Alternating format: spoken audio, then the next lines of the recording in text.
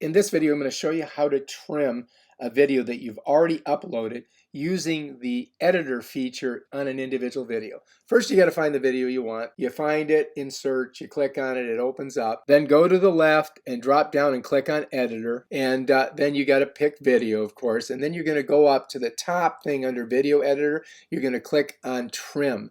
And when you click on that, what's going to happen? It's going to highlight the timeline with a blue box. Now all you have to do is move your cursor over to either the left or right and then pull the blue line to where you want to trim it. Then pull your cursor down to the bottom, click on preview. That will highlight the save button at the top right corner. Then go up and click on save.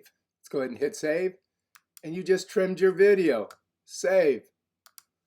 Cha-ching. That's it. That's how you do it. If you like this video, subscribe to my channel and check out my other awesome videos. Parsh out.